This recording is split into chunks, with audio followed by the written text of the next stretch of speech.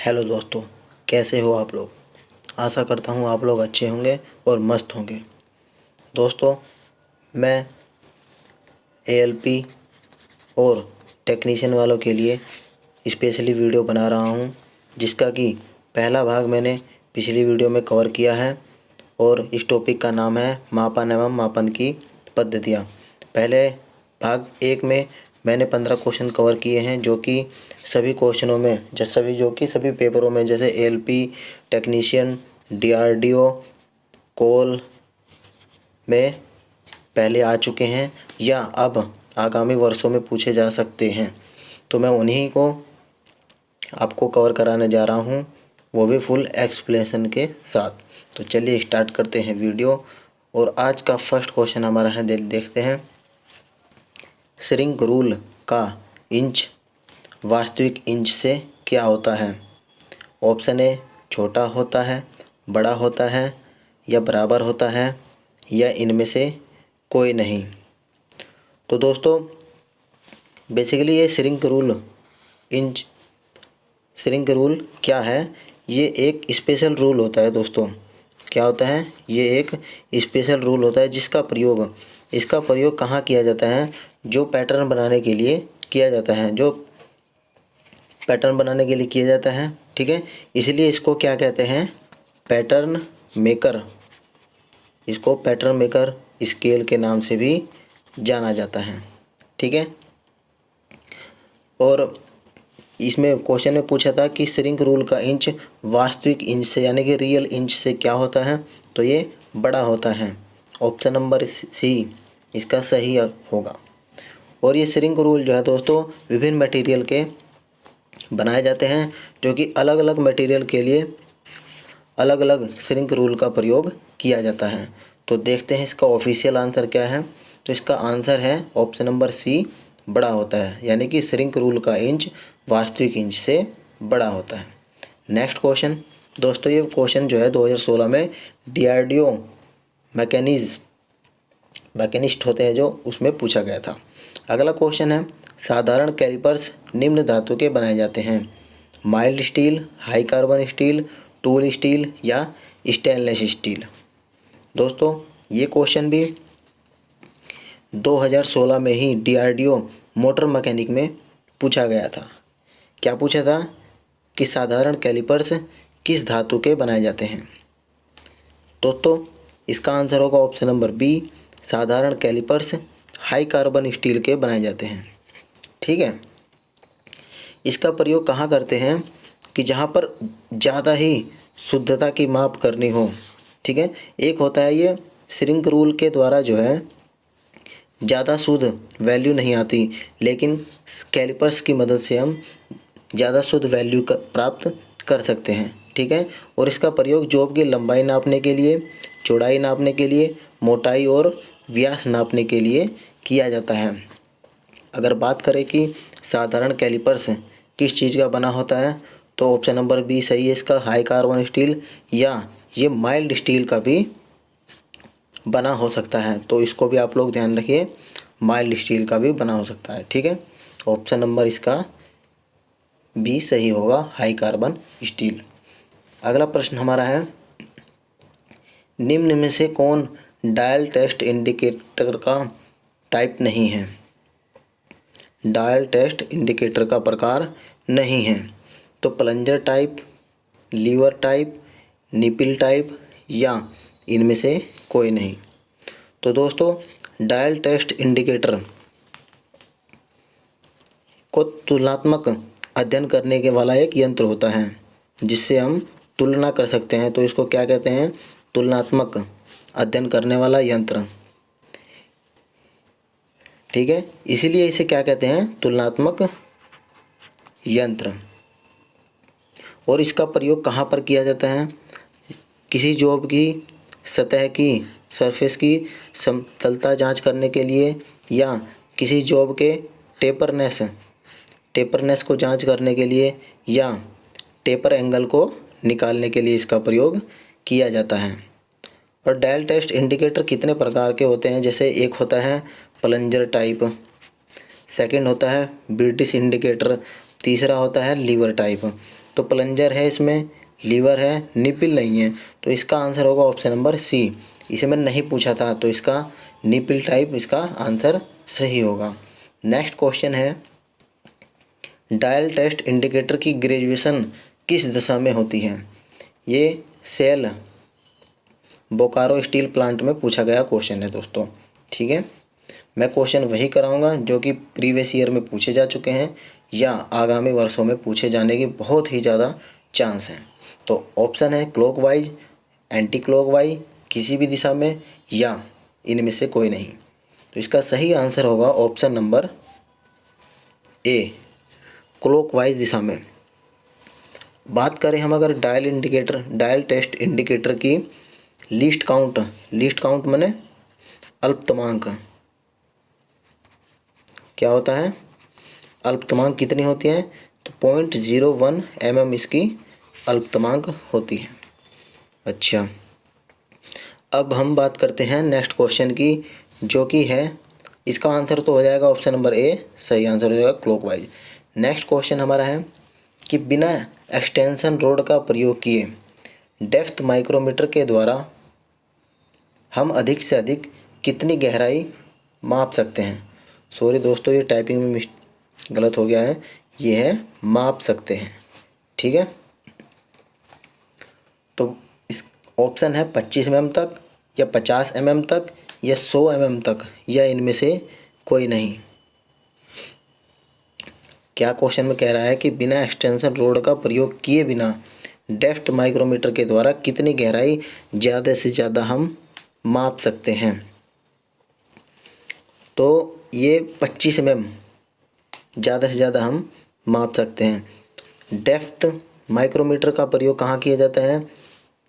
Job की slot, यानी कोई जॉब है उसकी स्लॉट नापने के लिए, छेद नापने के लिए, ग्रूव की गहराई मापने के लिए किया जाता है। ठीक है,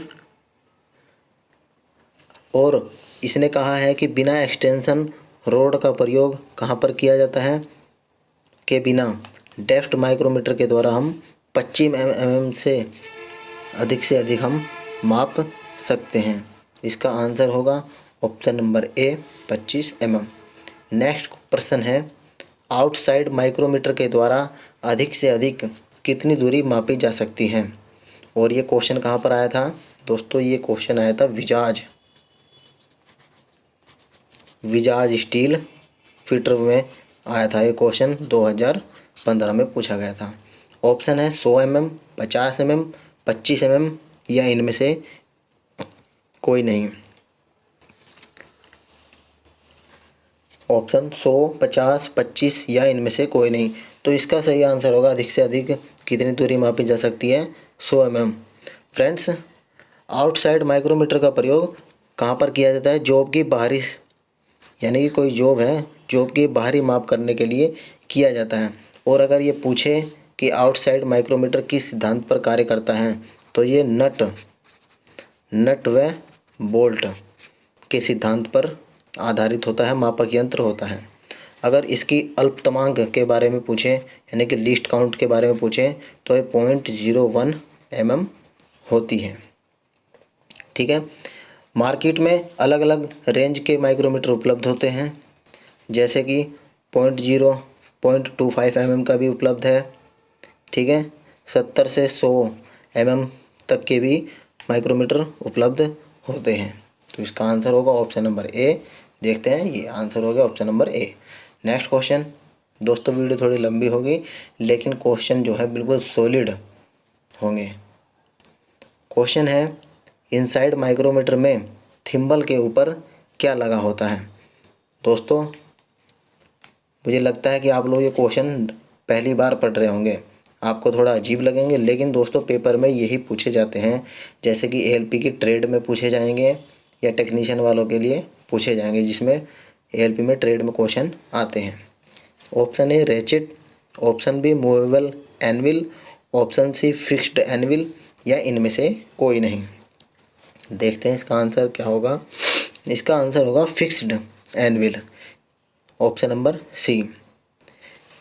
इनसाइड माइक्रोमीटर का अगर प्रयोग की बात करें तो ये जॉब की जो है इंटरनल माप लेने के लिए प्रयोग किया जाता है। ठीक है, यानी कि आंतरिक माप लेने के लिए इसका प्रयोग किया जाता है। और इनसाइड माइक्रोमीटर में थिम्बल के ऊपर क्या होता है, फिक्स्ड एनविल लगा होता है। बात करें इसकी लिस्ट काउंट की तो ये होती है 0.01 mm। दोस्तों लिस्ट काउंट आपको सभी के आने चाहिए। ठीक है, चलिए इसका आंसर होगा ऑप्शन नंबर सी। और हमारा अगला प्रश्न है, सेकंड किसकी माप है। दोस्तों ये भैल हैदराबाद में पूछा गया था 2014 में कि सेकंड किसकी माप है। आप लोगों को करना क्या है दोस्तों, क्वेश्चन को भी बहुत ध्यानपूर्वक से पढ़ना है और समझना है कि ये पूछना क्या चाह रहा है। तो देखिए सेकंड माप पूछ रहा है किसकी है, भार की है, लंबाई की है या कोण, हिंदी में कोण ऐसे, और या बल की है। दोस्तों अगर देखा जाए सेकंड समय का ऐसा ही मात्रक होता है। ठीक है, लेकिन यहाँ पे समय कोई दिया ही नहीं है। ठीक,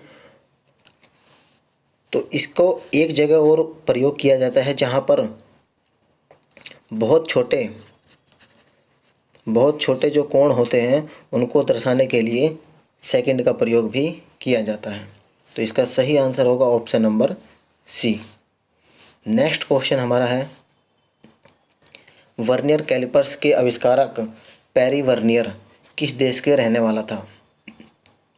पूछा है कि वर्नियर कैलिपर्स का जिसने आविष्कार किया था पेरी वर्नियर, वो कहाँ का रहने वाला था, तो वो फ्रांस का रहने वाला था। ऑप्शन नंबर इसका सी आंसर होगा। इसी के नाम पर वर्नियर कैलिपर्स रखा गया है। अब बात करें अगर इसकी लिस्ट काउंट यानी कि अल्पतमांक की, तो ये होती है 0.02 mm। इसका आंसर रहने वाला है। देखिए आंसर हो गया ऑप्शन नंबर सी। अगला प्रश्न है, वर्नियर कैलिपर्स बाजार में साधारणतः किस लंबाई में उपलब्ध रहते हैं। 10 इंच, 15 इंच, 2 फीट या इनमें से कोई नहीं। तो दोस्तों अब देखते हैं वर्नियर कैलिपर्स के बारे में। तो ये वर्नियर कैलिपर्स 6 इंच में भी रहता है, 7 इंच में भी रहता है, 1 फीट तथा 2 फीट की लंबाई में उपलब्ध रहते हैं। ठीक है, तो इसका आंसर क्या रहेगा, ऑप्शन नंबर सी, 2 फीट इसका सही आंसर है। आगे प्रश्न है कि वर्नियर कैलिपर्स किस धातु के बनी होती हैं। अब इसका धातु के बारे में पूछा गया है कि ये बनाई किससे जाती हैं। Option number A vanadium steel, mild steel, high carbon steel या नन ऑफ दीज। तो दोस्तों बात करें अगर वर्नियर कैलिपर्स की कि किस धातु की बनाई जाती है, ये निकिल, क्रोमियम स्टील या वेनेडियम स्टील के बनाए जाते हैं। ठीक है, वर्नियर कैलिपर्स के 2 भाग होते हैं दोस्तों, एक भाग को कहते हैं मेन स्केल और दूसरे भाग को कहते हैं वर्नियर स्केल। आंसर हो जाएगा ऑप्शन नंबर ए, सही आंसर। देखिए अगला प्रश्न, वर्नियर कैलिपर्स का अल्पतमांक क्या होता है।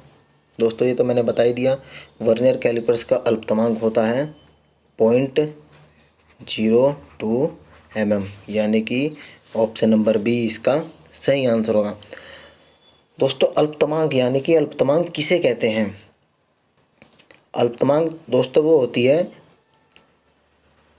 जिससे हम छोटी से छोटी माप यानी कि छोटी से छोटी माप को हम अल्पतमांक कह सकते हैं, मोटी मोटी रूप से देखा जाए तो। और इसका अल्पतमांक होगा 0.02। ठीक है, यानी कि इसकी डेफिनेशन इस तरह होगी कुछ कि किसी वर्नियर कैलिपर्स द्वारा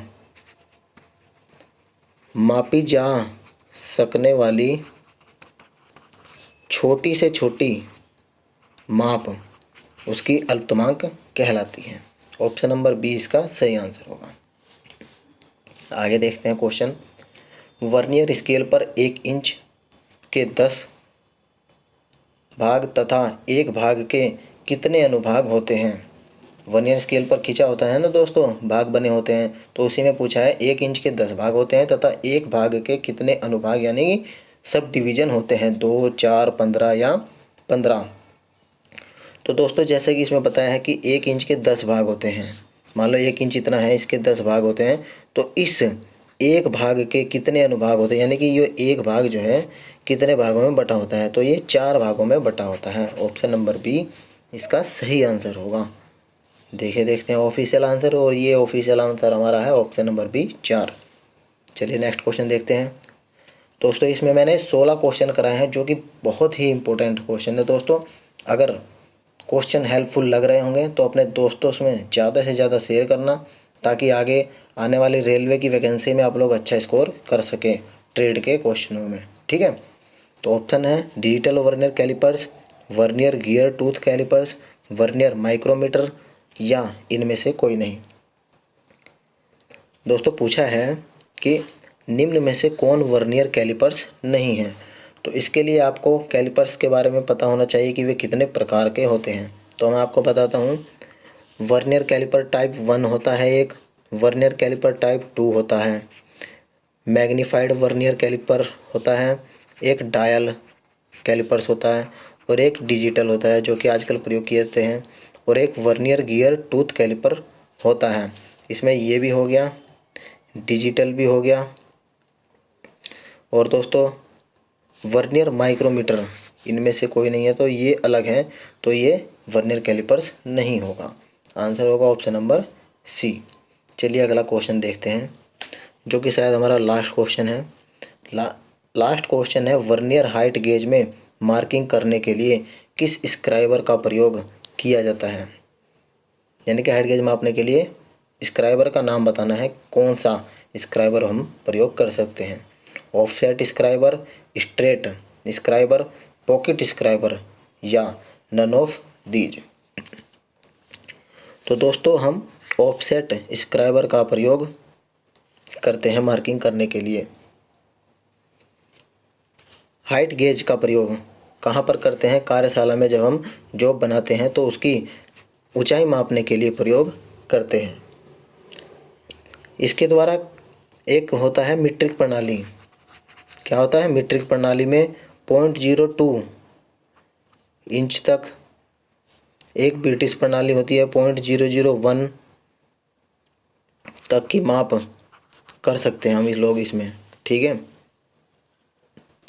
लेकिन जब इनमें क्या होता है कि गेज का प्रयोग करते हैं तो अधिक शुद्धता से किसी जॉब की माप करते हैं।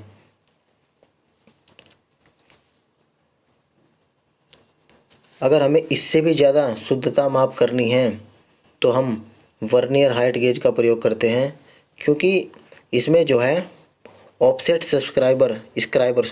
ऑफसेट स्क्राइबर को गेज की अल्पताओं मापने के लिए प्रयोग करते हैं। इसीलिए इसका आंसर होगा ऑप्शन नंबर ए। देखते हैं ऑप्शन नंबर ए इसका सही आंसर होगा। चलिए, और ये लास्ट क्वेश्चन है दोस्तों हमारा, वर्नियर डेप्थ गेज की अल्पतमांक पूछा है। तो वर्नियर डेप्थ की यानी कि लीस्ट काउंट कितनी होती है, तो मैं आपको बता दूं इसकी लीस्ट काउंट होती है 0.02 mm, यानी कि ऑप्शन नंबर बी इसका सही आंसर होगा। इसका प्रयोग जॉब की गहराई मापने के लिए या बोर सिलेंडर में होता है ना बोर, उसकी बोर की लंबाई मापने के लिए इसका प्रयोग किया जाता है। ऑप्शन नंबर बी इसका सही आंसर होगा। तो दोस्तों आपको वीडियो अच्छी लगी हो तो अपने दोस्तों में शेयर करना इसको, और चैनल को सब्सक्राइब करना। तो हम मिलते हैं इसके भाग 3 में। तो चलिए, नमस्कार दोस्तों, अपना ध्यान रखिएगा। Thank you, bye.